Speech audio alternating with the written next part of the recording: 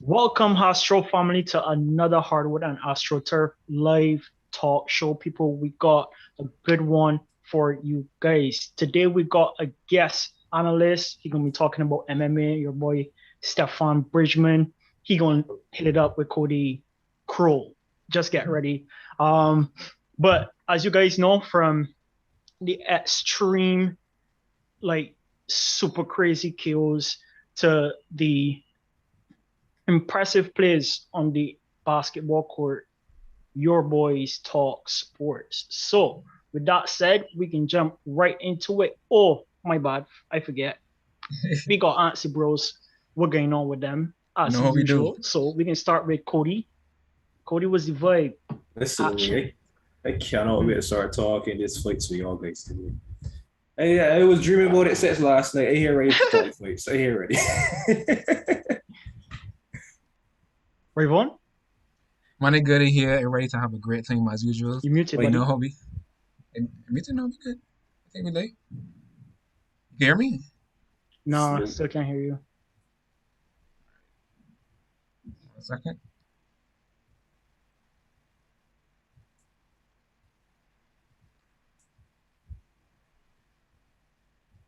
Still can't hear me? Nothing? All right, so I think we should go move on. Yeah, To, we can move on to Stefan. We can come back to Rayvon. You muted, buddy. You think you have to unmute yourself? Oh boy, Yeah. this is Yeah. I don't think you have to worry about muting yourself ever in the stream. Just keep it open and you should be good. Yeah. Yeah, so how Glad are to be things here. going, man? They're Yep. pretty good. And like I said, glad to be here. Interested to thoughts on UFC. I like talking about it. Might not have the depth of knowledge that Cody does, but I got the enthusiasm for sure. I can tell you that. Yeah. So tell me if you can hear me now. Are you here? Yes. load out we like here. it. we good. Welcome I good, back, my buddy. hands. Yes, I good, man. Yeah, Ready to man. go. You know how it is. Keeping it late, right? Yeah. Ready to I talk know we had basketball. a lot of NBA games this week, so when we get to that, just spit, bro. Hey, Just spit. buckle in.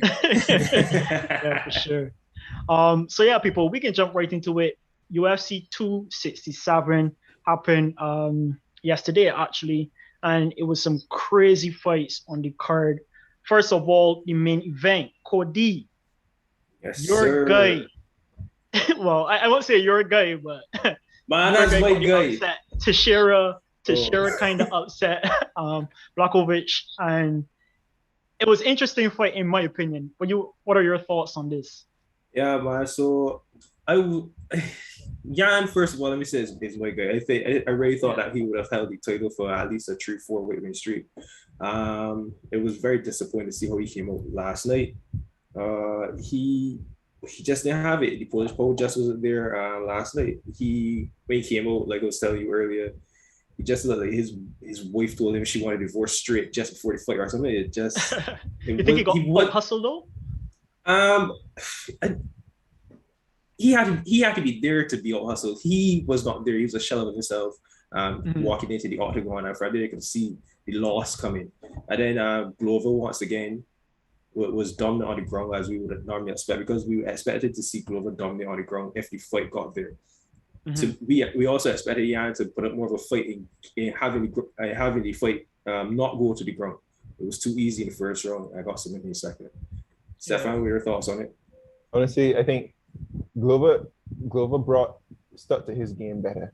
So Glover is a guy who needs pressure for a pretty clean striker like Jan, who has that power. Like, you got to keep him on the back foot. You got to keep him from being able to get into his rhythm and find his range. And Glover was able to bring constant pressure that I think it kept Jan from ever getting into his center, right? And Jan keep backing up on the fence. Just couldn't keep the takedown on the fence was okay, but ultimately not good enough. And the takedown threat was enough to stop Jan from being able to strike effectively against Glover. I mean, he was getting the jabs, but he just wasn't getting enough. He wasn't getting the accuracy required to really start the fight. And ultimately, Glover was able to get him where he needed. And then, unfortunately, Jan kind of showed I don't know if he was phased or afraid, or he never had it. He just couldn't handle that scramble on the ground. And Yeah. It was bad. So, but he got hurt though. He got hurt with a strike from Teixeira before Teixeira went for the ground move. So Yeah. maybe So that could have played it. So that was very surprising actually, that Glover was out striking Yan on the feet. Because we all know Glover as a submission artist. So he had in the last fight win streak, 4 of them came from submissions. So that's what we come to expect. We didn't expect Yan to be outstruck. And then to see Yan being struck, hurt, wobbled, and then come on the feints. No, Glover just took him down with ease and then controlled him in the guard. So it was just not Yan's fight. It's just not Yan's day last night. And then coming off of that also, I just want to say real quick, in looking at the technical aspect of it, I don't know if Stefan can speak to this, but watching Yan in the first round, he was just pulling guard really truly and not letting Glover inflict much damage on going opponent. But in the second round where he was finished, he tried to do a transition, and that's where Glover came in. Would have got her top position, flattened him out, and then choked him in rear naked choke. It was too simple. Yeah, I agree. Yan really showed, like, I think what he's shown is that he was a bit. I don't want to be too hard on him, but he showed his deficits when it comes to his ground game, because he, as a striker, yes, you need to take down defense, but you're going to get to the ground at some point in time in your career, and you need to know what to do when you get there. And I think he was rocked, but that's where fundamentals and training come in. And apparently he didn't have enough to survive, and he made a fatal mistake. Give it that back. Is Yan the type of fighter that fights on the front foot often? So I would say that not really. So what Yan does typically, he would sit and assess, and then from there he would make adjustments in the fight, and as the fight goes on, he will build upon it and then dominate, say in rounds 2, 3, 4, 5. But that first round, more than likely, is the round that he sits back. He's typically out of boxing range at that point, and then he would do leg kicks and stuff, but assess, maybe read feints, etc. So that's what he typically does. So he's not necessarily a slow starter, but he's not the fastest starter either. So when you say sit back, you mean that he just stays his ground for the most part and kind of sets out. If he has to move back, he would, but he just keep distance between himself and the opponent.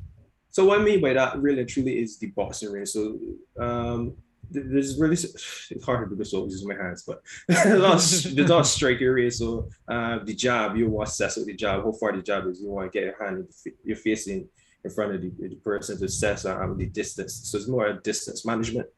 Distance management is probably better phrase to use. Yeah. Okay, so that makes sense. And knowing that he's not good on the back foot, really, I guess that pressure from Glover kind of had him, I guess, unbalanced, so to speak. So he couldn't really do much. And once he got the hold on the fence and thrown to the ground, that was almost kind of it. Yeah. For him. So, okay, we had another fight. Go ahead, Stefan, before we move on. It's all right. You could. Okay, so we had another fight between Jan and Sanhagen the Sandman. I saw some clips of Sanhagen fighting, and I know that his special move is that flying knee, but it didn't seem to work out for him this time around. So can you tell me what happened in that fight? If we start with you, Stefan. Honestly, I will have to defer for this one. That was one place because. Okay. So I don't know if the viewers will see that on the Hostile Bros IG, we put up the predictions.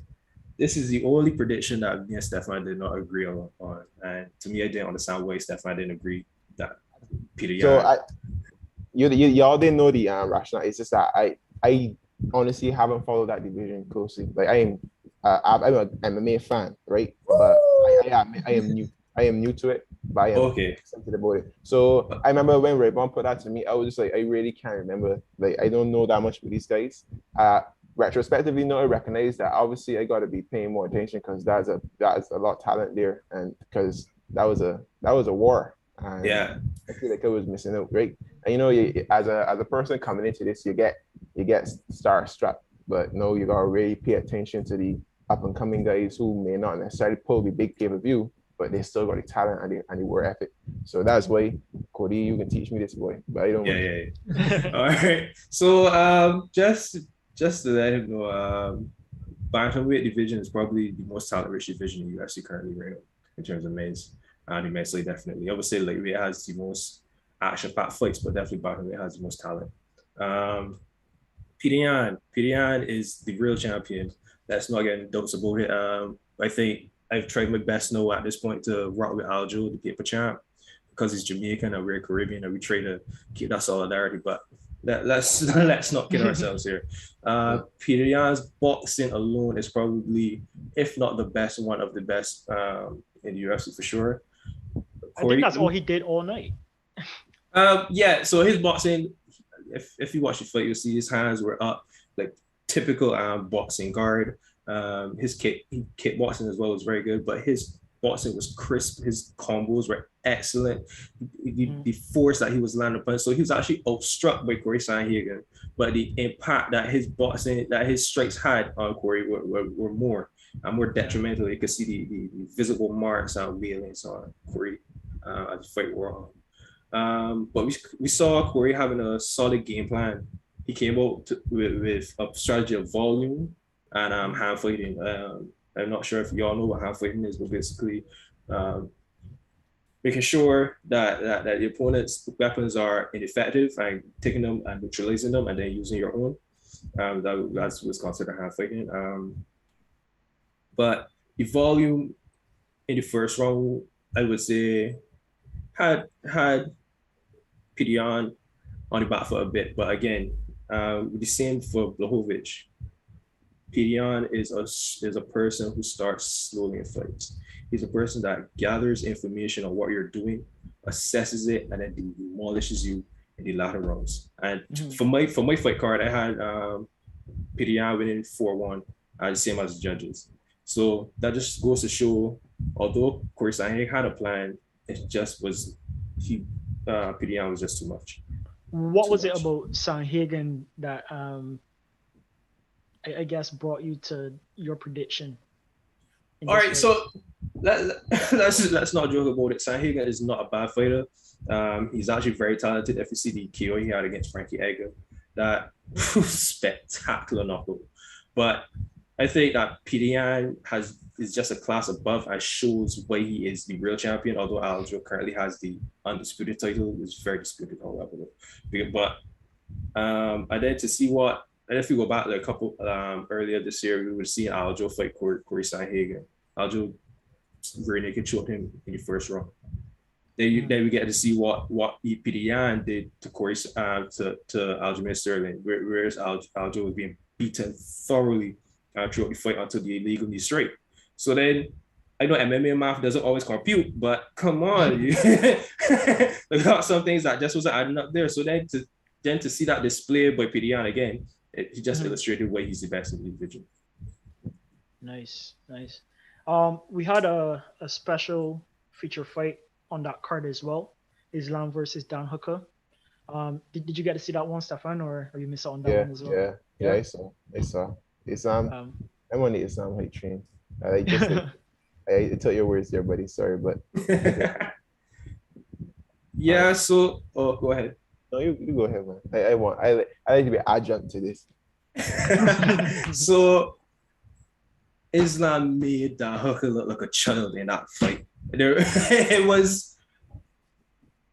He had no business being in the cage with Dan Hooker had no business being in the cage with Islam. I could say that. No, I think Islam is currently ranked number 5.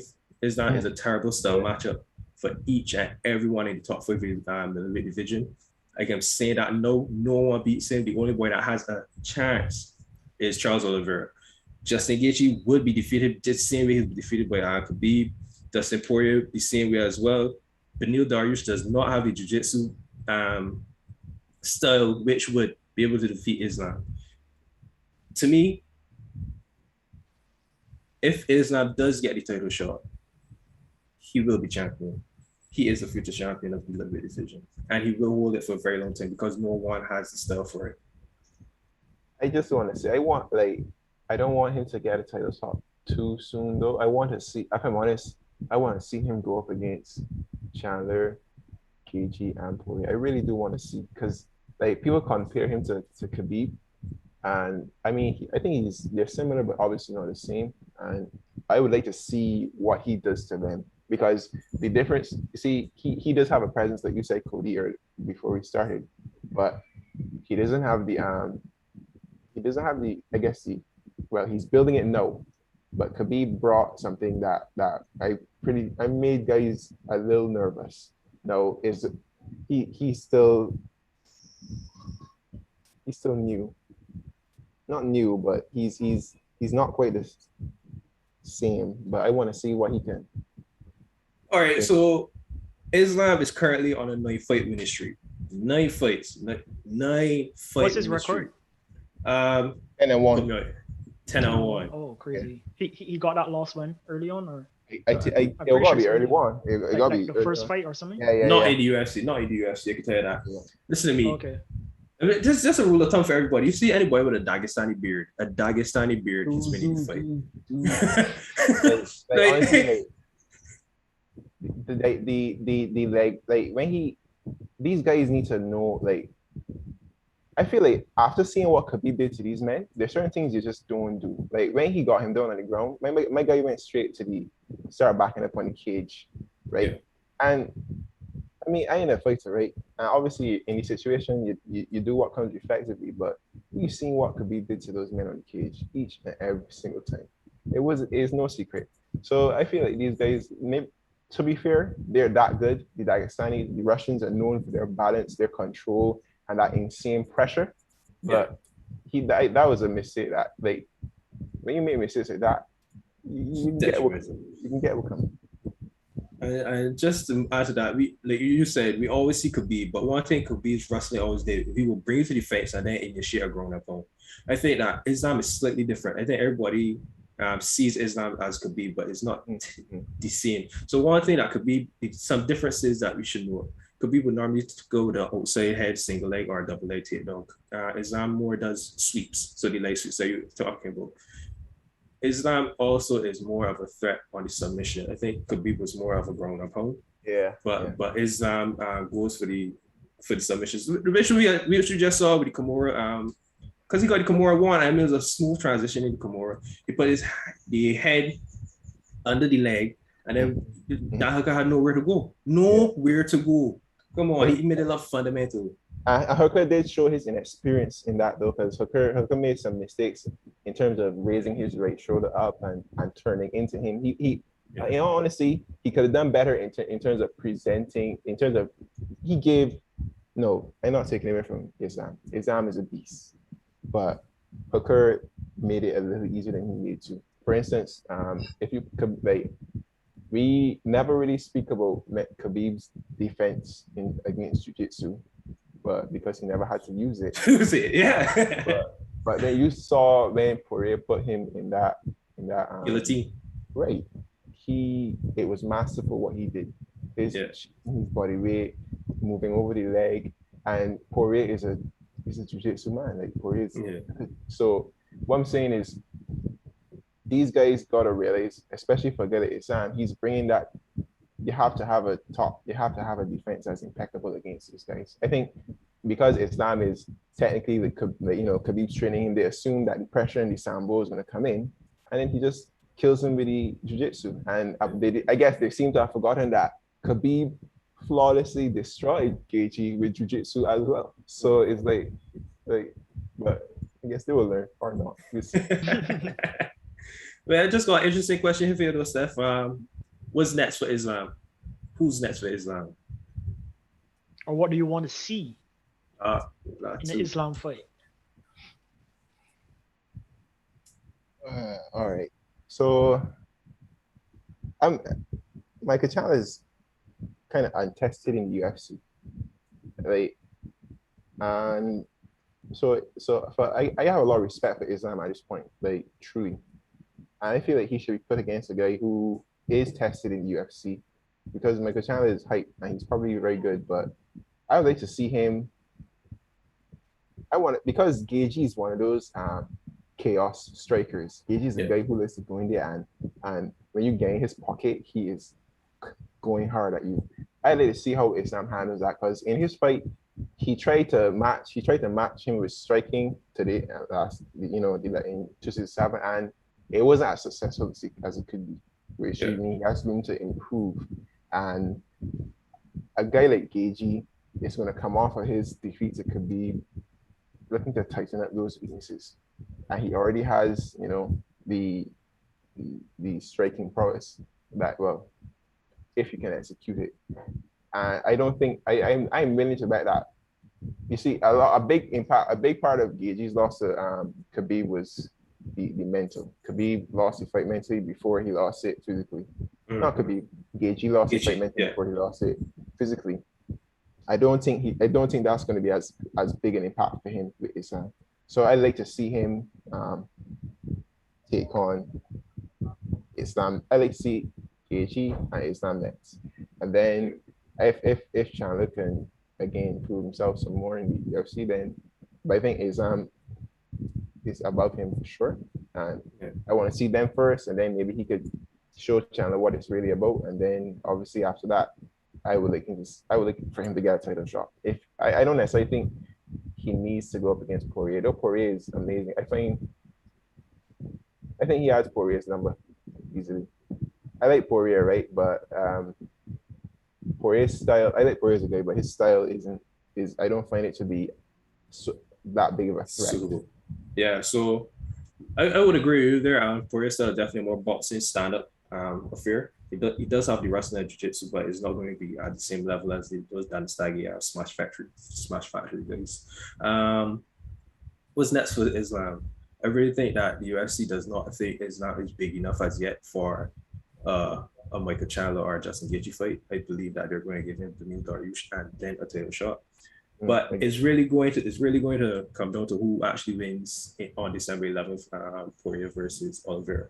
Because if Oliveira does win, I really do think that Islam has a is a better stylistic matchup than anyone else in top 5 right now. So it'll be interesting. But lightweight is a place for all the big fights right now, definitely.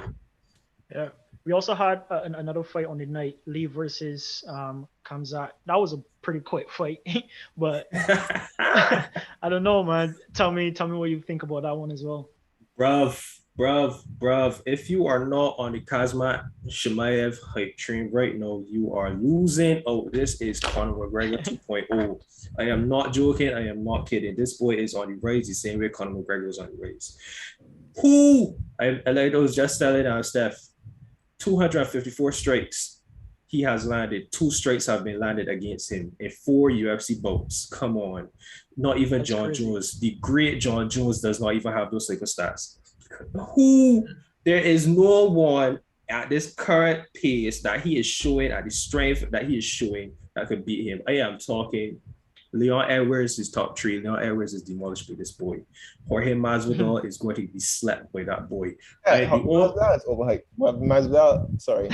Yeah, he's overhyped. Yeah. So I ain't gonna lie, Kobe Covington is a very good fighter. We can see what he does, how good he looks next week, and we can see how Kamaru Usman looks next week. But Kamaru Usman is the only one that really, I think, could stop that boy. So he really should. Yeah, so he really needs to go out to the top 5. I know he's going to be ranked this week. He was on ranked fighter coming into the fight, but he's definitely going to be ranked now. Who in the welterweight division? Who what's his name? Neil Magny? No. Please, next. Make sure he's higher. Nah. Leon Edwards is probably lucky as hell he did not have to fight that boy when last December came, because they were scheduled to fight, and Leon Edwards, not from what I saw against you on Nick Diaz, sorry. And that was Nick. He was the ring rest, the sloppiness, and the fact that man was showboating. If Edwards in-sleep him in that fight with crisply, there's no way he can handle Chema. It's just not possible. It's just not possible. So because I don't think, within the first couple seconds of the round, Lee throws a straight, misses, Kazmat ducks, gets it down, lifts him up, drives him across the cage, mate, talks to Dana White, slams him and chokes him. Oh, come on, bro. When have you ever seen that? Nah. Man's an animal, I guess. Man's a beast. Different. Man. Man said he was going to smash and kill everyone, and I believe him. I honestly want to see him do it. He can have the money to do it too. Yeah, I will pay my money. You know, wait. Make him against the top 3. I'll pay my money and float to Vegas. I'll watch it. I'll watch it. That fight with Usman though is gonna push him into deep water though, because Usman has the ferocity, he has the conditioning, he has the technical skill. You know what I mean? Like until now, honestly, Chimaev has not been tested. Yeah, I agree. That's one of the things that you see. Fighters are all well and good when they're landing on the chins, but you really see a guy's metal when he's been rocked. You know what I mean? Like take Adesanya for instance. When oh gosh, it was one. I can't like who was it? No, all the guys are short to him, but who was it? No, Oliver? No. Before that, Romero? No, it wasn't Romero either. It was the fight before. Oh, Gastelum. Yes, Calvin Gastelum. Like everybody thought that Adesanya was just, he's not that good. He can't handle deep waters. Yeah. We saw what happened.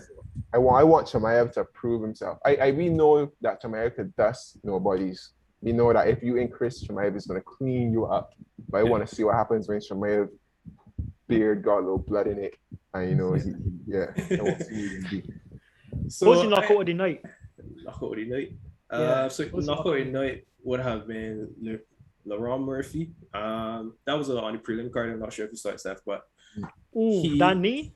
Is that the one with the knee? Oh dirty, my god, dirty. So, oh my gosh, that was spectacular. So his opponent was shooting for a single leg. I would say they had takedown. Timing, just times the knee, perfect. God. Yeah, show the watch because it was perfect. Perfect. So go ahead. I'm just saying, those naked shootings are like when you. It really has to be, that just illustrates you have to mix it up with these. Obviously, if you got a guy with impeccable timing and counter striking ability and fight IQ, you're goose cooked. But it really illustrates how you gotta combine, you gotta let your striking like flow and set up your takedowns. Like I think that's that got Blachowicz as well too. Yeah, it was too transparent. The takedown was too transparent. That got. I forgot you guys didn't know, but he felt that Laurent Murphy knocked out. Yeah. It was too transparent. Submission? Any submissions that stood out on the night? Just on a sentimental note, really and truly, for Glover Teixeira. I don't know if you all guys know, but Glover Teixeira is 42 years of age. This man is good enough to be some way grandfather when he wants. I was thinking, I know USADA's got these men like on these dudes like back, but I was like at 42 years old, he must got some nice tech, like whatever it is. Yeah, he just got TRT train, but whatever it is. But either that, props to him though, because at that age, going up against men like Blachowicz and light heavyweight in a joke, these men be shooting bombs. Like I mean, you've seen it a lot in combat sports though, where older guys do well. They're not just walkovers; they have a lot of experience and that kind of stuff in the ring. So when you say age, you would gotta hope that the younger guy is good enough to match the experience, because it's age versus experience there. When you fighting two young guys is skill versus skill, But when it comes to older guy and a younger guy, definitely experience versus skill. So, I mean, if the older guys can handle it, by all means, let them do it. George Foreman also won the title again, heavyweight title in boxing, over the age of 40. So, it can happen, man. So I agree. In those heavier weight classes, especially heavyweight, age doesn't play as much of a factor as it does in the lighter weight classes. So that's why at light heavyweight, 42 years of age, is still able to get a flyweight street and go and win the title. And let's not forget, he would have got his title chance. I think it was 12 years ago. No, 12 years. 9 years ago. Yeah, you're right. I guess John Jones. Correct that boy. I know, just to come back. No, I get it. After starting the UFC career in 2002, that's a really great achievement. So just props off to him for his submission at the end. Yeah, Nice. Next week. What happened next week, Cody? Next week, we have UFC 268, sir. Colby Covington versus Kamaru Usman. Kamaru broke Colby's jaw in the first fight, and then people are always forgetting that point. But but Colby is also a very good fighter. He has clearly shown that he's the number one contender in the division. So it's going to be a crazy fight again. Their first fight was an instant classic, and expecting around the same sort of results this time. But expecting a more wrestle-based fight this time instead of just a pure striking affair. Okay. What were your thoughts, Stefan? Honestly, I don't have I wasn't following UFC for that long a period to really know about their first fight, but I have been impressed by what I've seen from Usman, and I always go into these things with an open mind because you don't know who's gonna win the fight until the fight ends. But I'm interested to see how Usman performs, just because I am hoping that he's in a position. I want to see him. Yeah, I want to see him, to be honest, for now. Yeah. Just a point. Just another point on that. It's going to be interesting to see what he does, what Usman does, if a wrestle-based approach is really taken from Colby, because Usman went away from his wrestle coach. He's not more striking coach with Trevor Whitman. So it's going to be interesting to see if Colby does take it to the ground, if he still has the takeover defense, because Kamaru has a 96% takedown defense rate in the UFC, meaning that no one takes him down. Not a boy. So if Colby can't even get it to the ground, how does that work though? It's very interesting. I'm glad you can say that for us, because that's a really good point, because at 96%, that I value that tells me he can stop you from getting in there. But I want to see definitely what he can do when he gets there, because if you don't use it, you lose it, Yeah. And Trevor Whitman he got some impressive strikers under his belt for sure, but apparently, just like KG couldn't handle Khabib, I'm not really sure, because yeah, we will see. We also got Rose and Willie Zine coming up. Yeah, so Rose is also another Trevor Whitman's products. She would have knocked out Willie with a perfectly timed, beautiful head kick the last time they fought. So this is a rematch fight. Willie didn't think that it was a fair victory, because she was saying if they went all 5 rounds and she was defeated, she would be more satisfied. But because it's a head kick, she doesn't feel she still feels like she has more to offer. So we're going to see. But Willie is a very good, talented striker. We saw that with her match against Joanna, JHL. She had Joanna's head literally swollen. She looked an alien after the fight, she thinks after. So there's a lot there. But definitely the fight between these two definitely shows who is the number 115 strawweight in the UFC. Yeah. I also saw that you had a mention of Clarissa Shields. I know she came from boxing. She was a world champion in boxing, and she won her first MMA fight. Who is she going to be up against, and what are your thoughts on her transition? Oh no, no, this is a different organization. So sorry. Okay. Sorry for the confusion. But Clarissa Shields lost her fight on Wednesday actually. So it's this Wednesday night against, I forgot her opponent's name, but she didn't look as bad as you would think on the ground. But Clarissa was definitely outpointed in that fight also. But yeah, so shout out to PFL and their tournament. You win $1 million if you win. Shout out to Kayla Harrison as well. She just looks dominant there.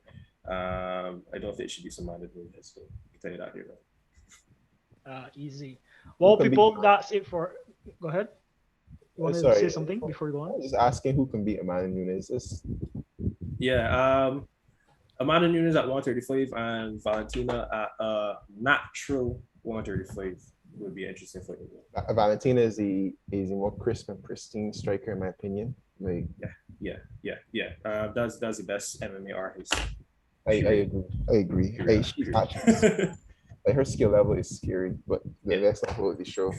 Yeah. Yeah, so that's it for our first segment, people. We talk everything MMA just now. So when we come back, we're gonna be talking NBA. And man, a lot of games played. So I hope you guys had a chance to watch some of the games during this week. We're gonna touch on some highlights and stuff. And your boy Rayvon's gonna spit some NBA bars at you guys. So stay tuned, and we'll be right back in a few minutes.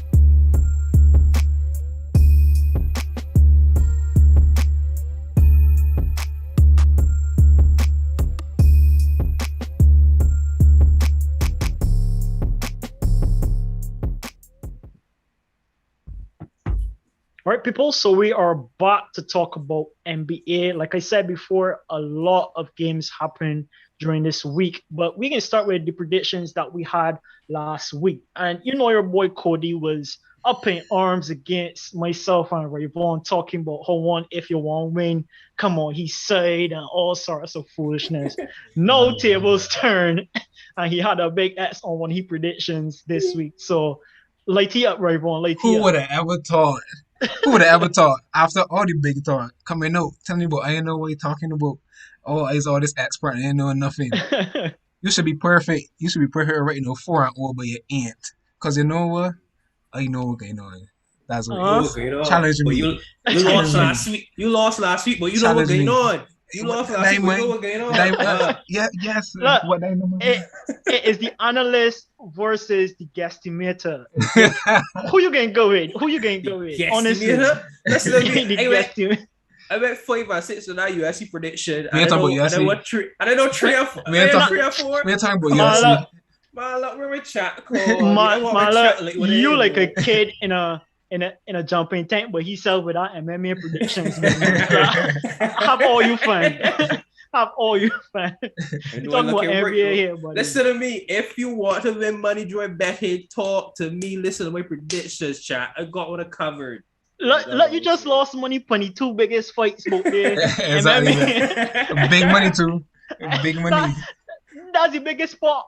All the wrestle fights, people must see get like a little $100. Exactly. That lost $5,000 already. People, if you all want to be financially stable, do not listen to Cody. Just telling you right now. But if you want to anyway, be rich, listen to me. Yeah, if you want financially stable, keep your money where it is. Listen, Hansel. outside the betting. Man got good analytics outside the betting. Let me not risk. Anyways, the predictions were for the games of Knicks versus 76ers and Nuggets versus Mavs. No, we all agreed on Nuggets versus Mavs. Yeah. We all knew that the Nuggets would have turned out and show out.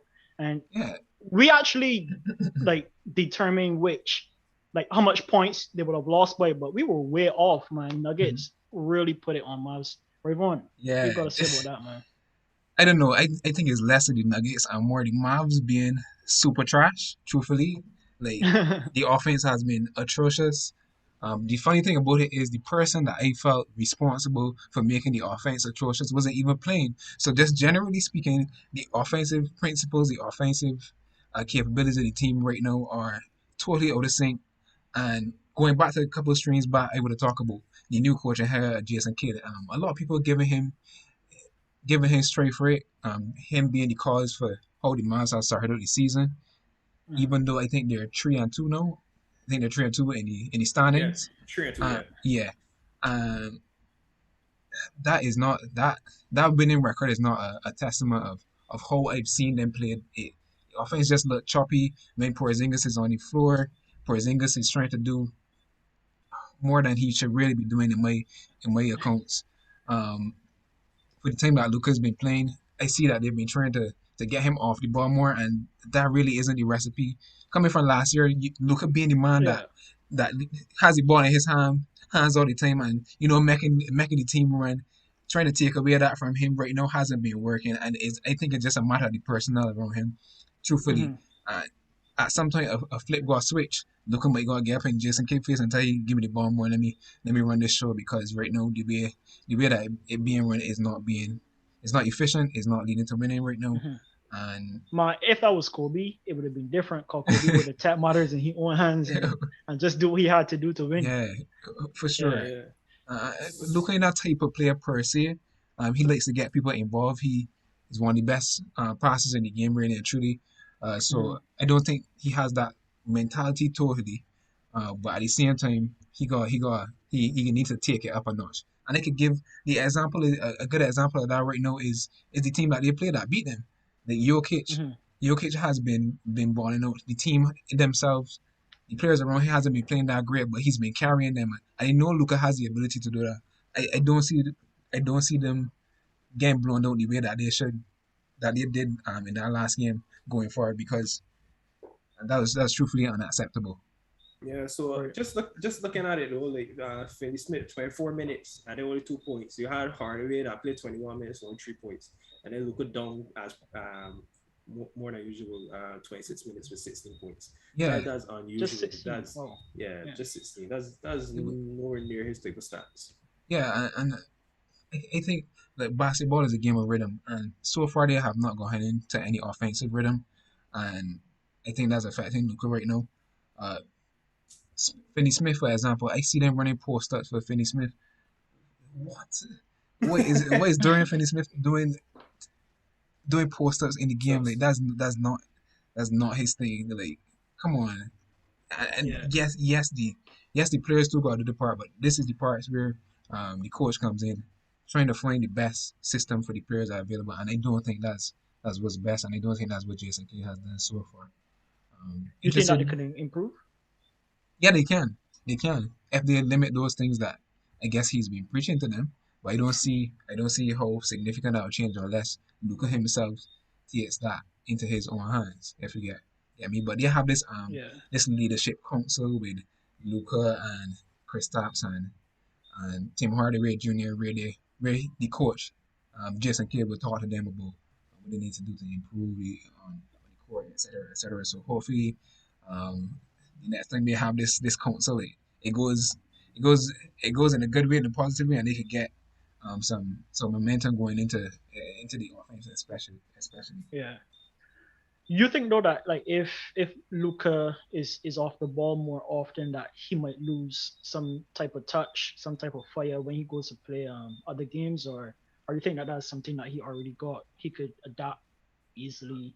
Um, That's a difficult thing because Luka hasn't been in a situation where he needed to do that as yet, and Luka mhm. hasn't had a player that has been efficient with the ball Well, outside of him as yet. So I feel like if there is a player like, for example, let's say like who's a very efficient player, like let's say trio. Trey Young relatively efficient, but He I feel like their moves. roles kind of like Bradley Beal, for example. Bradley Beal is a good Okay. example. Somebody that can get buckets efficiently, Hmm. and but still need the ball at times, but could work off the ball too when Luca is on the ball. If you get what Mhm. I'm saying. He want Kate Um, Thompson. yeah, or Kane Thompson. Mhm. That's a great example. Somebody that can A get shooter. buckets. Yeah, with without necessarily having to be dominant on the ball.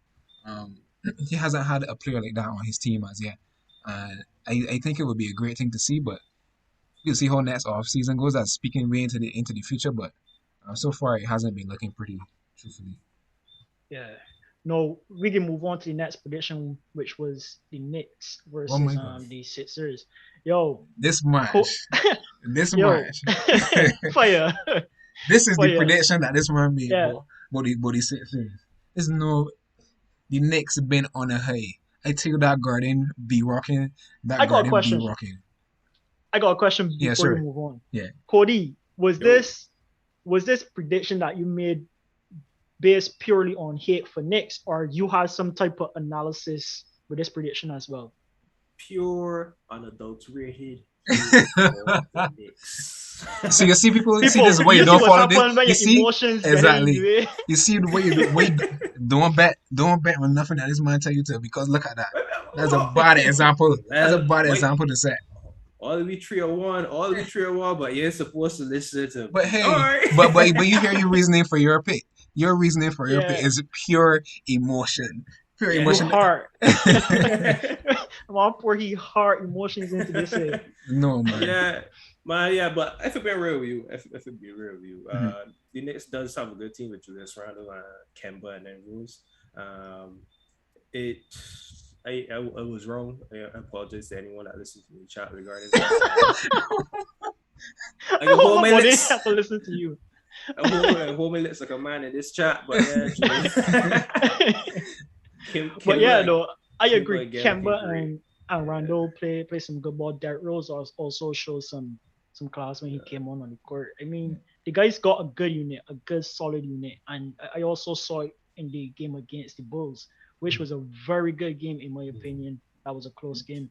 So Yep. yeah, Ravon, talk to us about the Knicks, and probably in your talk you could rate Kemba as a point guard? Okay, first of all, the Knicks came out and dominated that game from the start to the finish. The Sixers didn't really have a chance to me. Like, it was just absolute fire, bombs from three from the start of the game. I'm pretty sure they ended first half with 15 out of 23 trees or something like that. It was the guys were hitting, right? Yeah. What I could see though about the Sixers, they couldn't get Embiid in a groove. The defense from the Knicks was exceptional on Embiid. Mitchell Robinson had him stunned. They were double teaming him every time he catch the ball on the block, and Embiid is not a exceptional passer. I would say he's just above average maybe. So a lot of turnovers came off of those double teams that came at Embiid out of the post, and that took him out of his groove, took him out of the rhythm, and they didn't really have anybody who could carry the weight like Embiid would have needed to in order for them to win that game. So that was just a recipe right there. Locked down Embiid, hit the open shots, and that was good night nurse. Truthfully, great game for the Knicks. Great defense. They've been playing great. They're on fire right now. Yeah. The Knicks fans are going stupid. Yeah, he's been. Yeah, he's been attacking the rim like no stops on him. Like he going for it every single time. He getting rebounds as well. So he's doing good, I would say. I don't want to bring it negatively onto the next side, but truthfully, I know you would enjoy it. I know you would enjoy it. But sometimes I feel like their offense gets a little stagnant because they're not seeing game, even though they had a big lead. They started missing, and then they started going to Julius Randle for points, and it wasn't really efficient. There wasn't really a lot of ball movement and stuff like that. And I find that sometimes their offense gets so dependent on Julius Randle making tough shots, and that is not a great recipe going forward. But so far, the Knicks have been lights out from three. I don't think that trend will continue, but I know the defense is there. The defense is there. That will continue, and I think they're going to be a great team through the rest of the season. Truthfully. Yeah. So just to add to your point, talking about 3 point, because you said that they in the first half they were like 15 up from 23 from the 3 points, and then they ended up with 16 from 37. In the game. Yeah. So the second half obviously wasn't good, but I just want to my arms get tired, man. But that's why I add to the 76ers because the Nets were okay, but the 76ers shooters just were not there. So Danny Green out there with 12 points after 24 minutes, and then Steph Curry to me. Wait. You just called Danny Green as a shooter? Danny Green is a shooter. That's what he's supposed to be. Yeah, he's supposed to be. Supposed to be a shooter. But that Steph Curry had a disappointing night. 30 minutes, 4 points, 2 rebounds, one assist. That to me, he is the one that really let down the 76ers that particular night. But he has been good otherwise through the season. Mm-hmm. I think Danny Green is leading the league in cardio minutes. He just be out there running more. Truthfully, it's true. It's true. He's just be out there running more, and just anyway. But yeah, I really enjoyed that match. I look forward to seeing what the Knicks can bring. I feel like the Sixers will get into their groove, and be able to get into a groove.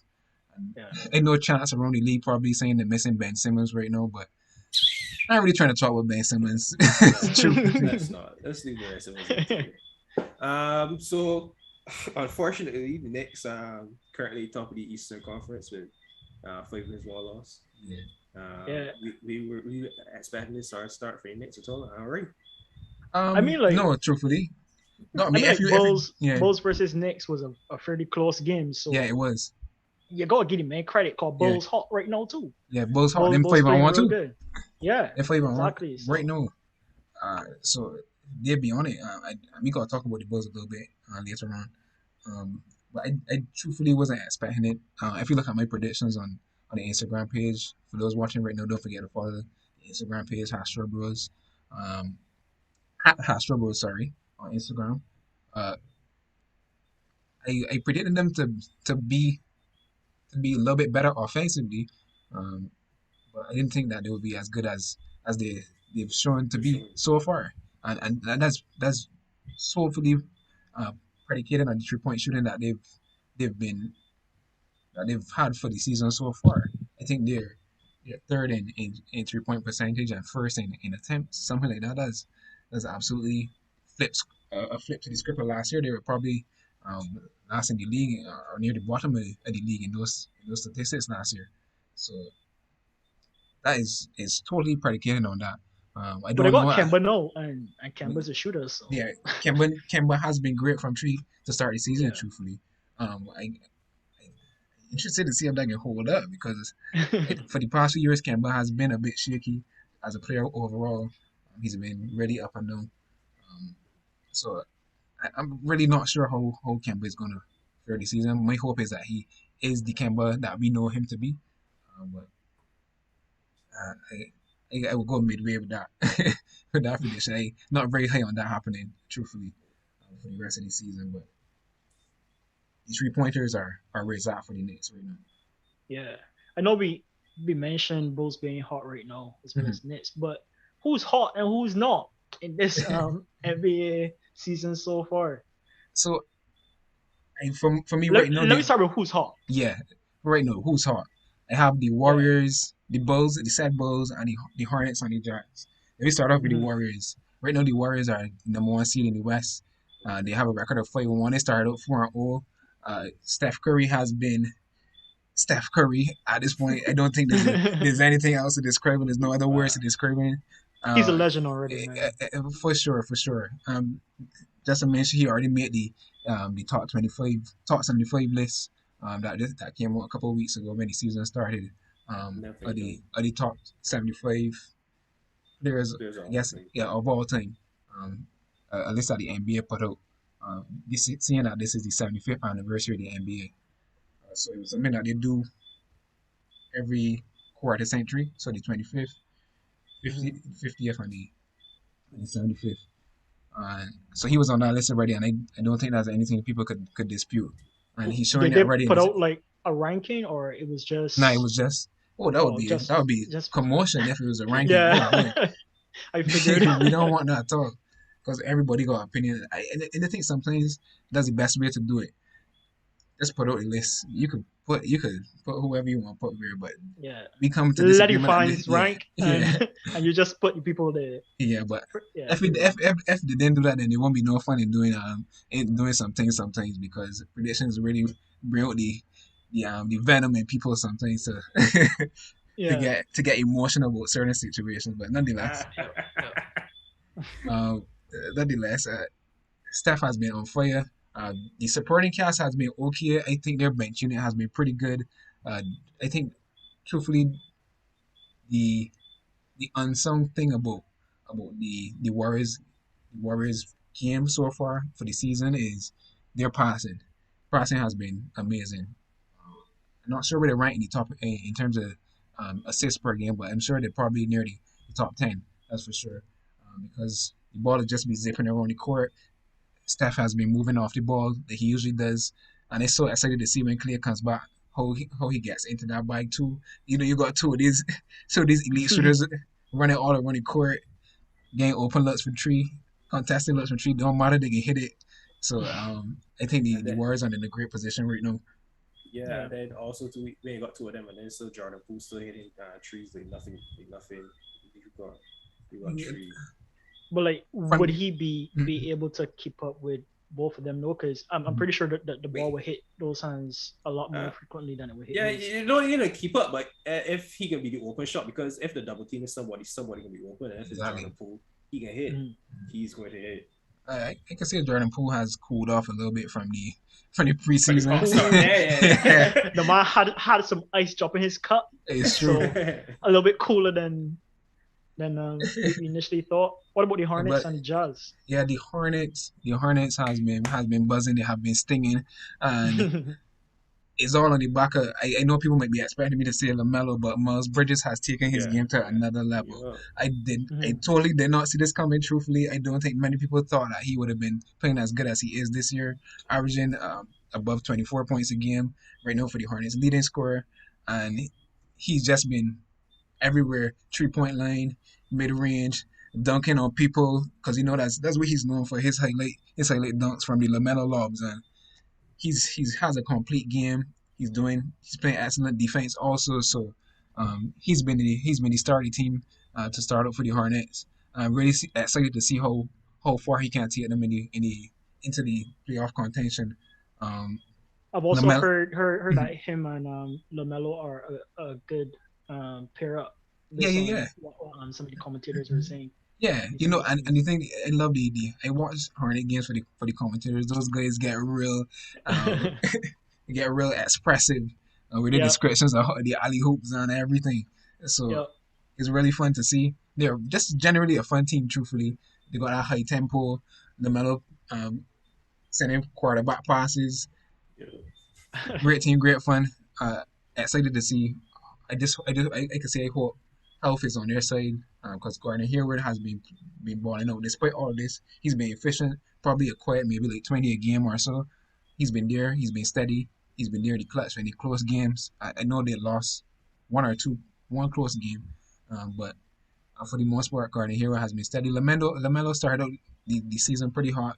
He's been pretty okay up to now, but I think he has hit a sense of maturity to understand, right, when they don't have it, somebody else might have, and I think that mindset that he has is propelling the team to new heights.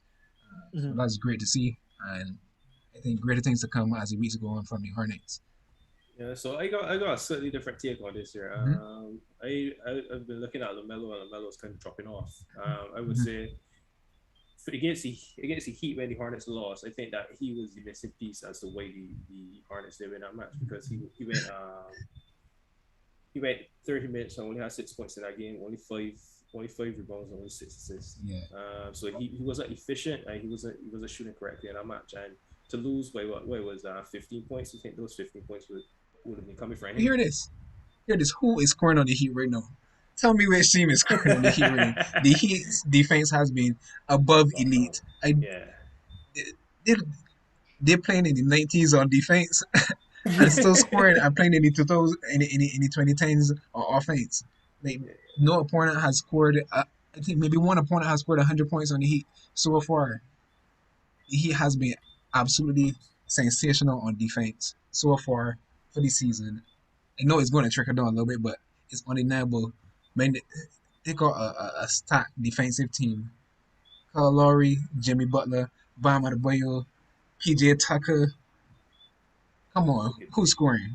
Yeah, so the only person that scored 100 points on the Heat were the Grizzlies, which actually happened yesterday. Only two. Even then, that was still not a close game.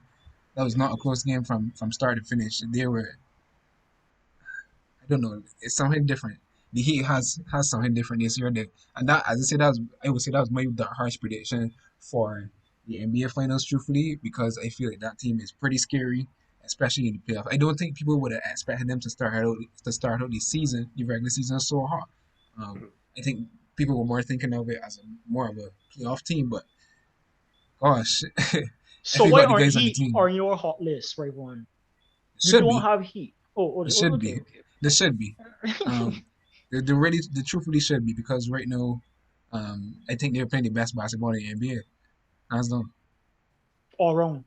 All wrong. Yeah.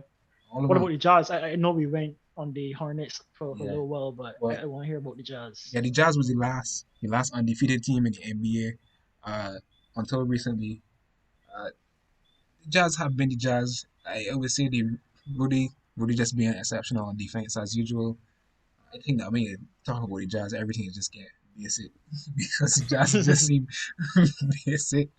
Just fundamental. So they could probably win. They could probably win a lot of games, get to the playoffs. I don't really got much to say about the Jazz. They've just been good. Slow and steady. Yeah. No Jordan, Jordan Clarkson has been a flamethrower off the bench as usual. Donovan Mitchell, he hasn't been extremely efficient, but he's been getting back into his groove. Given the time that he would have missed last year. And Gobert just holding it down on the defensive end. Simple, stupid, simple, basic. Jazz. Sorry for any Jazz fans out there. Sorry, that's what it is. Yeah, that's truthfully what it is.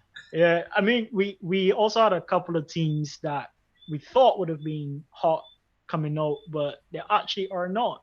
and two of those teams are Lakers and Nets. Clippers also joined those in that list as well as Celtics, even though Jason has been doing his part as much as he could. Talk to us, Rayvon. Let me start with Lakers though. Lakers. As I said in that first game, when we had the opening predictions, the Lakers are going to need time to figure it out. What Yeah. just alluding to something that we have probably talked about further down, but I just want to get straight into it. Russell Westbrook in that Thunder game. I can't believe they lose that Thunder game out to the Thunder. The Thunder was projected to be one of the worst teams. Yeah, let me just say the worst team, not projected to be one of them. It's probably going to be the worst team when it's all said and done for the year. I know LeBron wasn't on the court, but it's unexplainable. They had a massive lead going into halftime. I think it were maybe like 30 points or so. It was like 100 and something to 70. And it was like, you let the That's Thunder crazy. come back from that? Seriously? With Russell Westbrook on the floor? I know he had a triple double in that game, but he also had 10 turnovers. Like that's unexplainable, Westbrook. Like, come on, you gotta do better than that. And I think that's a thing that we can continue to see going on to the season. Westbrook is is going to be it's going to make or break the Lakers season to a certain extent. I truthfully initially when he's there, I feel as though he would have been the person to carry the team in the regular season when LeBron is saying no or what's not. Yeah. He he seems to so far in the season he seems to be going in the opposite direction of that prediction. Uh, so it's interesting to see. It's going to be interesting to see how they regroup and try to get their footing in place to carry on the rest of the season. Nice, nice. What about Nets? Nets kind of shaky too. Kevin Durant doing his thing, but Yeah, James Harden still trying to figure it out. yeah. I feel like we want to let Cody talk about it a little bit because speaking outside of the stream, he was talking about Patty Mills and Joe Harris. Um, Yeah, props to those guys for yeah, doing the best they can. They it's true. they're doing their part in my opinion. Like based on what I've seen, Patty got good energy on the court, and Joe Harris when he's called upon to shoot that ball, making it happen more often than not. So yeah, go ahead, Cody. Yeah, so I was telling y'all the Nets were not going to be uh, what people think they were going to be. They're not going to be the superstar team that everyone thought. They're not going to be as cohesive as everyone thinks. I always said Kevin Durant is always going to do his thing because he's the number one basketball player in the NBA. But as a team, as a unit, as an organization, they just are not there. James Harden is like what's the word? He is the what we would point to the true example of that. A very talented basketball player has all of the potential to be going out there and score 35, 40 points a night, but then come in and score 14 after 36 minutes against the Heat. Sorry, so like it's just things like this here that we're seeing that I said from the start that the Nets are not going to be what everyone thinks they are. Right? What are your thoughts? So okay, I think right now I can't agree with that statement fully. Uh, my biggest problem with the Nets coming into the season would be defense. I think that's still something that they gotta figure out. But the offense, I think my perception of what the offense will be had a lot to do with James Harden, and we all know how James Harden has started out the season. It's been tough for him, adjusting to the new rule changes and what's not. We see that he's been complaining about it. He's well, not verbally so, but you can see his frustration on the court, going down the court, hooking people's hands and quarantining with the refs. And I think actually, truthfully speaking, it is an issue that I think the refs are having trying to find a balance of how to officiate given the new rules and how that is affecting the players, and the players also trying to have to adjust to that. So I think for this first part of the season is going to be a little bit of a just adjustment period. And you can see it with the scores that are coming out. A lot of teams are not scoring very well because of the new defensive take that the referees have to implement uh, on the games. But at the same time, there's sometimes I feel like the referees are going a little bit overboard, letting the gameplay a little bit too much, and There should be things that should be called that they are not calling, and it is in efforts to make it to align with what the new rotation should be. So we seeing James Harden struggle quite a bit coming out the gates. He said it himself that he hasn't been able to get in the share he would like to have been over the off season. No excuse though, but that's playing a role into why he's been so slow over the gates and struggling along with the rule changes as I would have mentioned. So I think that my thoughts were based on James Harden and KD just carrying the offense all the way through, so they get that defensive cohesion, and it just hasn't. The start hasn't been ideal about it so far for the season, truthfully. And to be honest, right, I hate to say this, but they're missing Kyrie. Yeah, actually missing Kyrie on that backcourt. I agree to some extent, truthfully. Because in the instances where James Harden is struggling, Kyrie would have been there to give that offensive boost. Because at the end of the day, yeah, Kyrie gets buckets, but he's still a point guard. He can still facilitate the offense and what's not. And it would have been a great thing to have him right now. They probably would be top of the league if anything right now, truthfully. So because you got. I mean, James Harden won't be playing well, but he's still a threat, and sometimes the threat is all you need to get space on the court. So because you go mark that man. And exactly. Eliminate the double team on Kevin or Kyrie. Exactly. So they are missing him. Interested to see what's going to. I think it's going to take a while to resolve that issue, but interested to see. Right. I think we're going to say this. We're going to talk to Kyrie there, right? I just tell Kyrie, get the vaccination and get back on the court. Because that's hard to say, bro. Yeah. No, your team. All right, but I say this. I take this. That's touchy. Your team misses you. You need it in the organization. Get yourself into practice and get yourself going. The team needs you. I'm pretty sure KD here a FaceTime caller or something. Let you know that already. Man. Exactly. Told this talking, man. KD shed a tear on the camera. We need you, bro. We need you. Yeah, that's actually tough because I mean, even his live video on Instagram, like he expressed what it was and what it wasn't. So him coming back like just buckling just because the team is losing, I don't see that happening. He's thinking about something way beyond NBA, way beyond that kind of stuff. So to be honest with you, right, Hansel, this is one thing the Knicks fans would be very, very good for Kyrie. Because let me tell you something, that was like a fire on his ass to get him back in the organization of playing people basketball. I highly disagree because I feel like Kyrie is that type of man. I say, oh yeah, you doing this, and he can be out even more. He's that type of man that they say, nah, boy, he's a stubborn type of person. Nah, boy. Knicks fans will be at that boy's house every morning at 6 a.m. barking at him. I think the Knicks fans will. That's funny. I saw a skit on SNL with talking about Kyrie taking the vaccine. He was on Ellen's show and some random person ran up behind the bat and stick hitting that with the bat. I was like, that is crazy. People taking this to another level now. That is something a Knicks fan would do, though. Yeah, it's true. It's true. I will put my money on that. Any day. Nah, beer dog though. It is true. I ain't gonna lie. We can end on that note for now, people. Also, if you guys have any questions, any comments you want to share with us, put in the comment section. We'll be sure to read those and address them when we come back after this break. But after this break, we're going to finish up basketball, and then we're going to make some mention about the EPL as well as some F1 and boxing fixtures that are coming up. So stay tuned, people, and thanks again for tuning in.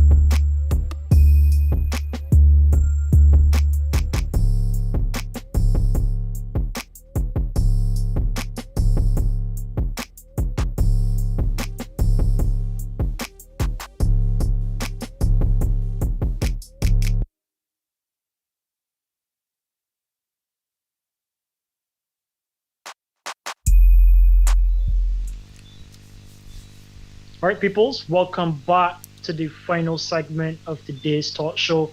So we can just finish up with NBA, and to do that, we can talk about Ja Morant and his run so far for the season. I mean, the guy's been attacking the ring. He's been fearless. He's been confident. He's been hitting his shots. Rayvon, what you got on Ja? Boy, you just hit every single thing. Every single thing. John Morant, the first when John Morant came into the league, everybody compared him to Russell Westbrook. And one thing despite how Russell Westbrook has been playing, one thing that we can't say about him is his relentlessness. And John Morant has been relentless, to say the Yeah, least. He's been on fire. He's been leading his team to victories. He's been insane in the clutch, and he's been getting to the rim like he's a big man. I think yeah, he's tied for first in the league for attempts a game at the rim with another big man, and that big man is Anthony Davis. So yeah. that speaks volumes on its own. And right now he's averaging 28 points a game, 5 rebounds, 7 assists, dishing out dimes too. On top of that, elite Yeah. offensive performance. He really improved his 3 point shooting, and he's going to be the catalyst for the Memphis going all the way into the playoffs. Truthfully, he's been excellent. Yeah, I can't underestimate it. exactly. I mean, I will have to agree with everything you say from the clips that I've seen. This guy's been so confident, Yeah. and like you say, even against guys that are physically bigger than him, he's not afraid to do whatever kind of moves he has to do in order to get to the basket, and he's been on fire for sure. When you talk about who's hot and who's not, right now, That's the, Ja Morant is hot the hardest. on the court. Yeah, for sure, for sure. Yes. Um, Just yeah, before we go ahead, move Cody. on, Mhm. yeah. So that stat that Reno raised Mhm. that he is time with Anthony Davis. Boy is 6'2". Anthony Davis gonna be down there 7 foot. Yeah, So, 6 foot 11. Yeah, Like, yeah, come on, come on, bro. yeah. Like last, So when Russell Westbrook was playing for the Rockets, that was a similar stat that he had. Because we all know Russell Westbrook is not really a shooter. yeah, His biggest asset, and no, he got his mini me just doing it, doing it in his yeah, absence because yeah, Westbrook hasn't yeah. been there. But my gosh, John Morant. I mean, people might be having MVP chance for him soon. I won't go that far yet. He still he not still So got a not whole quite season yet, to not play quite yet. yet. Yeah, But it's something that you can't neglect. That's for so sure. so the chat also agrees. Chat saying that John Morant is playing out of his mind right now. Oh, in his We all mind. agree. he's Oh, playing All out of of his my mind. mind, bro. I don't know what you're talking about. But yeah, for sure.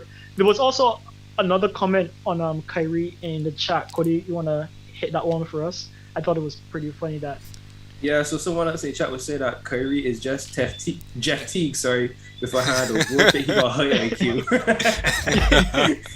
that is yeah, that is funny. That's funny as hell. yeah. Oh boy. We really have guys. I think that we really have one of the best chats. I agree. I really love everyone in our chat. So shout out to everybody in chat, man. It's true. Big big itself. ups, man. Big ups.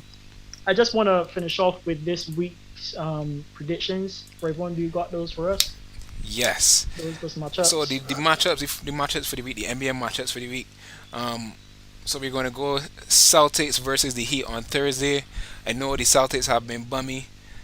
Well, bummy is an understatement. The Celtics have been trash so far Yeah. for the season, and the Heat has been on the highest of highs out of any team right now. Jimmy Butler has been looking like an MVP candidate, truthfully, for the season. So I think it should be a exciting matchup because of the players. Just the head-to-head matchup in terms of Tatum versus Butler. Um, I don't know if they will put. The one-on-one matchup. Yeah. So, are you saying because this prediction might be a bit too easy to say which team will win, let me do one-on-one predictions on who will better who on the court, No. or you still want to keep it No, going? we can still keep it there because I feel like the Celtics will find a way to get out of this slump that they're in. I don't know if they call it a slump per se, but I feel it will bring their A game and it will be a real test for them. And they have been tested, but they've more been testing themselves than the teams have been testing them. If you get what I'm saying, Okay. I could say that Tatum has been putting up his points to a certain extent, maybe not as efficient as he could be. Same with Jalen putting up his points. The Jalen rest of the Brunson team, doing though, good as well. the rest of the team Yeah. was really weak around them. They've been lifting their weight for the most part. But I think it goes beyond that. We need to take a deeper dive on what's been really going wrong. Haven't really gone to watch as much as the games from the Celtics as I would have liked to. And I guess that's too primarily because it's been so far they haven't been very very good, truthfully. It So don't capture your attention. yeah, sir. That- right now. Say it right. yeah, you're right. But I think it's just I think they'll try to bring the A game. If not, we might have another dominant performance from the Heat. I won't be surprised, and I may make this week's predictions pretty easy, but I think we all probably will pick the Heat. I'm on the Heat train Yeah. right now. Man, I got the Heat to burn all the what would you call it, chlorophyll of that leaf. Oh, that green and gold, boy. It's There's true. smoke. There's smoke. So I got Heat to win this one for sure. Yeah, I was trying my best to find a contrary view, but I cannot find it. I don't stay away from the Celtics to beat me. Cody, like, he's a man that's just one go against green. You know? I can't remember. I feel like great where everything go, but you know. But you see, that only just proving But choose that is different, proving man. that is Choose proving the point that if he on my side, then he will win. You know what I'm saying? Yeah, exactly. The next matchup. Yeah. The next matchup, we got the Knicks versus the Bucks. We got the Knicks again, and truthfully, right now we have Knicks 4 versus Bucks. Yeah, Ah, we got okay, four. go We ahead. got these 4 Eastern Conference teams. Right now, the Eastern Conference has been the most exciting conference of the conferences. I think it might be a matter. There have been more interesting matchups so far, but overall, the Eastern Conference is doing its thing. Usually, in the years past, it would be the Western Conference, and the East would be so weak, has so many bad teams, yada yada. But the East has really elevated the game. Truthfully, got a lot of players, had a lot of movement in the off season, and I am happy to see it. Finally, finally, the disparity is there no more. So we got the Knicks versus the Bucks. The Knicks again. This is a tough pick. Giannis has been great to start the season. Has been in MVP form. I know all of his brothers in arms haven't been there. He's got Drew Holiday down. I saw him in his one of his post game interviews, saying that he wants Brett to come back so bad, Brett Lopez. So yeah, they're short-handed to a certain extent, but they've still been playing great basketball so far. The Knicks, on the other hand, we talked about the Knicks earlier. They've been on fire too. Let's see if they could keep up this pace of play against the reigning champions.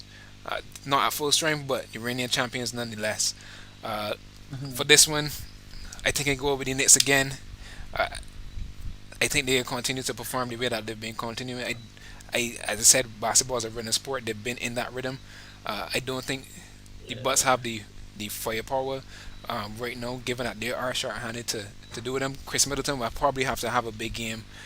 Not sure if you would get it out of him right now. Giannis will probably have a big game, but he still have some big guys there to defend him. Also, you got Julius Randle to defend him. You got I was just thinking about that. yeah, Mitchell Like, Robinson. Trying to You got- compare it in my yeah. head how the size would Yeah, play a and part in the this. Knicks can match up on size. They're a pretty big team. Outside of the guard spot because they got Kemba and Fournier and Derrick Rose. They're all pretty smaller guards than usual. But in terms of matchups for Giannis, they do have a few bodies to throw at him, which I think would play on their side.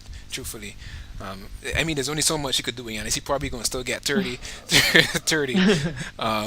But just limiting him to a certain extent and the other players, I think the Knicks have the defensive personnel to do that, and they've been really good on offense so far. It's just hoping that they keep up their offensive consistency going on. All right, just based on form right now and the type of energy that I've seen on the court from the Knicks Yeah. in their past 2 games, especially against a good Bulls side, I will have to say Knicks as well, just because of their energy and the form that they're in right now. So Yeah. again, also choose Knicks. Cody, pure here. No.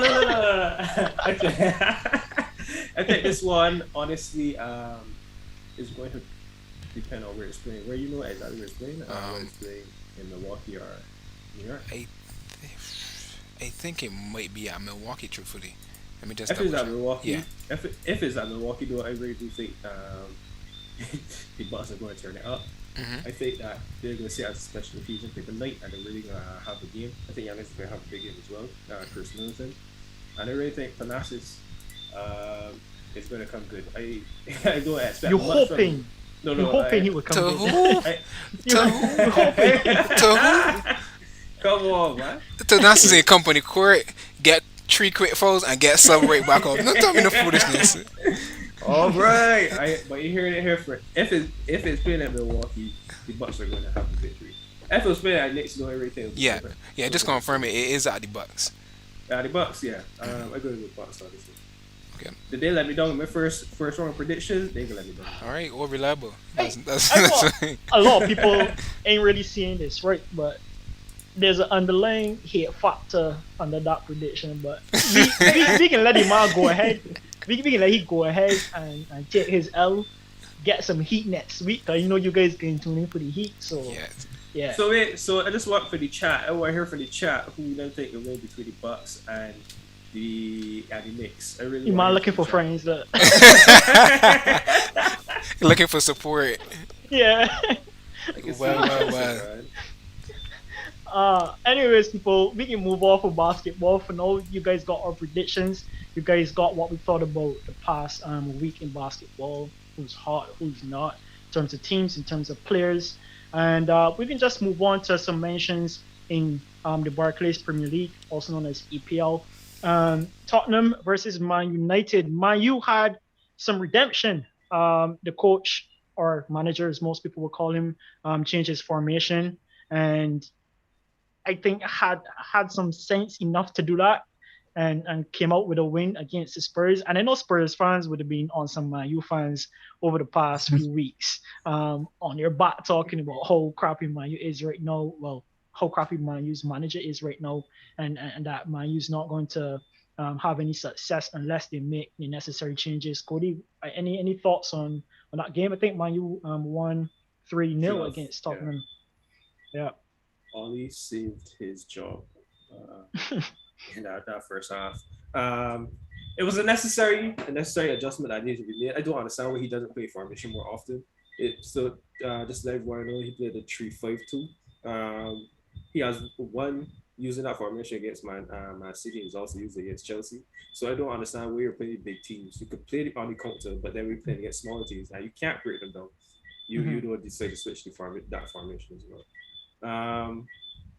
Cristiano Ronaldo, how many more superlatives? You're running out of superlatives for Cristiano Ronaldo. No, I think his name should be Cristiano Superlative Ronaldo, because I mean the fact that the ball, like, I've played football, and the kind of accuracy and trajectory tracking that you need in order to score the goal that he did has to be good, because that ball was like barely missing the defender's head when he tried to clear it out.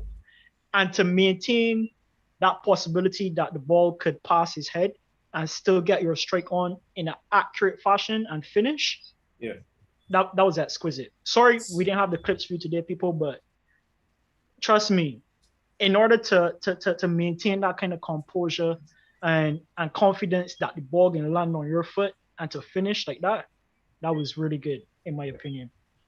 Very, very, very good. World class. Also, the assist that he had to set up Cavani's goal again, that boy, he's a top talent. Top.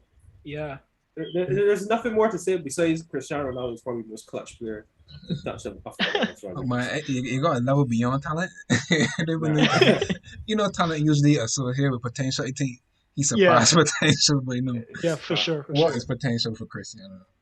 I mean, talent still got some raw essence in it that says, like, there's this natural ability. I think talent still relates to that in some sense. Yeah. So he has that plus the hard work and the grind that he put in over the years, the experience, all these kind of things, man. Right now, it's like USA. That man, he's class. And But I know yeah. last week I didn't give a top 5 in players in the EPL, but Cristiano is has to be definitely in there. top Yeah. 3. I won't even say a top 5. He top 3. Again, just name. I've watched Salah, Mohamed Salah. He's in my top 3 now, Cody. So you got that confirmation from me. And Harry Kane, of course, has to be up Ooh. there. No talking about your boy Harry. Well, Harry had a very disappointing game against Man He did, but I mean, sometimes you win some, sometimes you lose some. Yeah. Sometimes the better man come out on top. So yeah, I think that's more of a systemic issue there. I thought, everything that Sanchez, he's not doing the job that's needed for Spurs. Spurs coming from the heights of a Champions League final now to lingering in the mid-table. That's not part of their ambitions. I mean, I don't expect Spurs to be very good. Top 4 maybe, possibly, but to be this bad, I think his job is under pressure. I think really no transfer, the pressure of a sacking for him to Santos at Spurs. I mean, I feel like this weekend was kind of redemption weekend for some teams because Arsenal ended up getting a victory against Leicester City. Now, Leicester was knocking. I ain't gonna lie. I think Arsenal's keeper actually saved them a lot. But Leicester was knocking on the doors. It just didn't happen for them. But Arsenal took their chances and they got the job done. So kudos. Yeah, so it's real surprising. Oh, were you going to say something? No, I was just going to say that. It's about who scored the goals at the end of the day. Yeah. But who open the door no matter how much things they knock it. Exactly. So, yeah. So it's real funny because at the start of the season, we were all talking about Arsenal relegation zone, Arsenal having a torrid time. Arsenal are currently on the same level of points as Manchester United. So Arsenal kind of turned it around, whereas Man U have started to stagger because we were saying we were giving Man U title shot chances early in the season. So now to see that both of them are in the table now are 17 points, it really either does two things. It shows how poor Oli has been, or it shows that Arteta has gotten better. Arsenal are now in a groove. Started to win games. Will it continue though? That's the question. Yeah, I mean, even Brighton showed up this weekend, drawing against Liverpool, a team that defeated Man U 5-0. So I don't know, man. Teams like they show up this weekend. I don't know. Yes. So Liverpool had a 2-0 lead going into the half, and then to lose that 2-0 lead. I think Brighton because correct me if I'm wrong, but Brighton is pretty high in the table currently. Brighton is currently 7th in the table on 16 points. So for a smaller minnows team like them, they have started the season pretty well.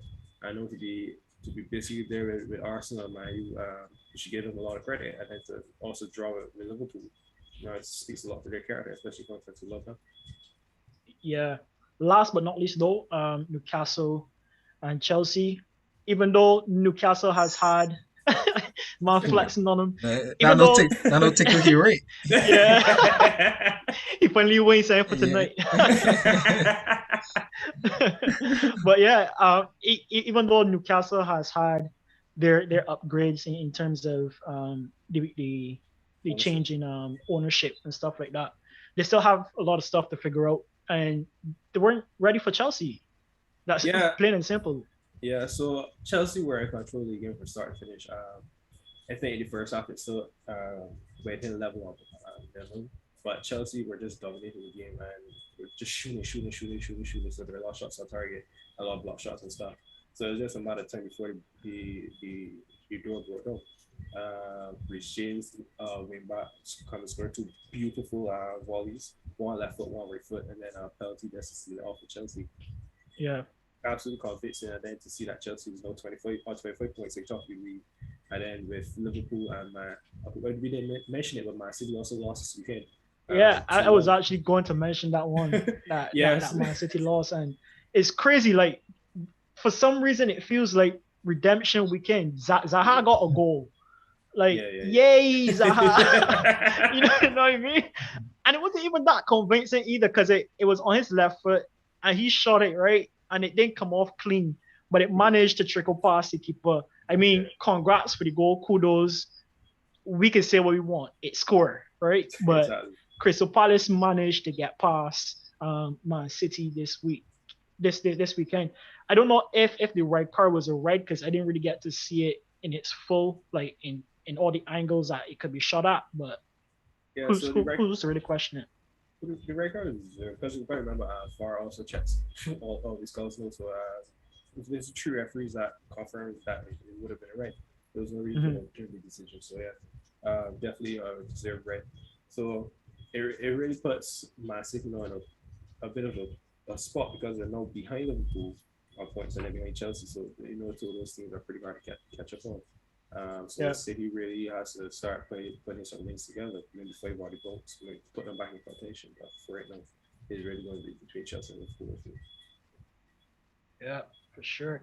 Well, that's it for me on EPL. I don't know if Cody has any other mentions for EPL. Not really. I just want to talk about Newcastle. The new owners might go play in the second division right now because Newcastle is currently in the relegation zone. I think that January is going to be huge for them. It depends whether they can get persons coming or not. They start the season fresh next season, but they definitely need to stay in the front. Just looking at chat, going back to the predictions for the game between the Bucks and the Knicks. We hear what the chat say. Anderson Harris is saying that the Bucks will beat the Knicks. ... So it seems like Anderson is not on my side here, Anderson. Anderson fault. So well, Anderson, your query for friends was answered. Don't worry, when Anderson come back next week, I realize that I was correct. Then he'll have something different to say. I actually hope that he come back to help paint you inside the chat. You know you're gonna get some live paint spattered on you. We got some fixtures coming up in boxing. Canelo Alvarez versus Caleb Plant, one of the big fights we've been talking about a couple weeks ago. That's going to be this weekend. So people's tune into it. If you can't watch it live because of whatever reason, make sure you watch the highlights and get ready for our talk next week because we're definitely going to be talking about that matchup. Who you got, Cody? You still got Alvarez? There's no question in my mind that Canelo Alvarez is going to win this fight. You know how combat sports go. You experience it this weekend, so yeah, but it doesn't matter because to me, the fight that my prediction was incorrect. He did not present himself like he was ready to fight. Let's not go back there. Right. But what I'm trying to say though is even on a day which Canelo is not feeling it, he's not 100% there. Because not every fight you can be 100% there. But he has all these skill sets and tools to defeat anybody, even when he's not there. So that's what I'm trying to say. I mean, you got a lot of faith in this dude. I have a lot of faith in Canelo. I really do think Canelo is powerful spots in the world. You can't count out Caleb Plant because he got a belt too. He's a champion. Yeah, he's a champion, but how many champions has Canelo seen in the last year and a half? Canelo has been collecting belts from the classes that he had no right being in. Come on, champ. So what? It means nothing to Canelo. Honestly, though, I think that's a good call in terms of predictions. Yeah. That's a very good call. Caleb Plant is young, and yes, he has the element of surprise on his hands just because he's the underdog in this fight. But Canelo, again, brings that experience. He's still fairly young. Like he's fought the best. He fought Floyd. Said he learned a lot from that matchup. So, I mean, for all the things that he's done so far in the sport, I think if you're betting, Canelo is definitely the right way to go in terms of chances. Obviously, there's always going to be off chance. If you're a mathematician, you know this, but to go in the direction against a huge advantage in terms of Canelo winning, you'll be wrong to vote against him. So yeah, definitely watch out for that fight. I'm hoping for a knockout because I hate to see these big fights go the distance with a lot of shadow boxing and stuff going on and a lot. That ain't going to distance. That's not going Yeah. distance. But the only thing that I got to your betting point, you're making the money on Canelo because I'm sure that he is such a favorite. You're making the money. I mean, I said betting, but we know the outcome. We know the outcome. Yeah, sure. Where you want put a contradiction, but now you want to go with Caleb Platt just for argument's sake, or you trying to swindle me into being a loser on this thing? You might try to recruit. Exactly. You want people only losing, so no, not me. Nah, sir. Out to hear with that. We also got Terence Crawford and Sean Porter coming up 2 weeks after that fight on November 20th. That's also another one to look out for. Again, Sean Porter is that guy that's going to bring it, and Terence is definitely that guy that he actually said he's going to stand up and fight if that's what Sean Porter is going to do. So we'll see how this goes. I'm expecting fireworks in that.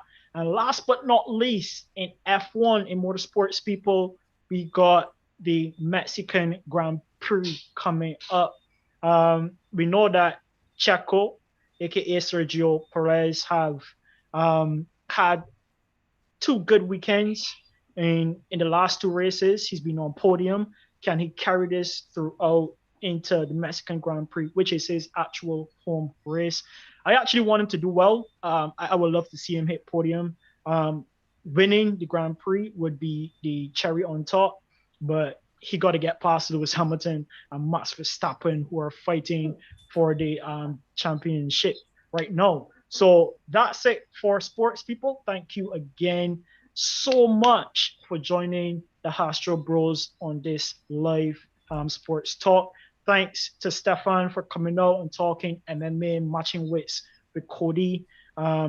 We enjoyed your company, sir, and hopefully you can join some other time in the future. But it's been a pleasure working with you guys. I don't know if you guys got any final words. Yeah, just extending our welcome to those out there who's watching and have some takes that you want to share live on the stream. You can always send us an email at astrobros@gmail.com if you're interested in joining the discussion.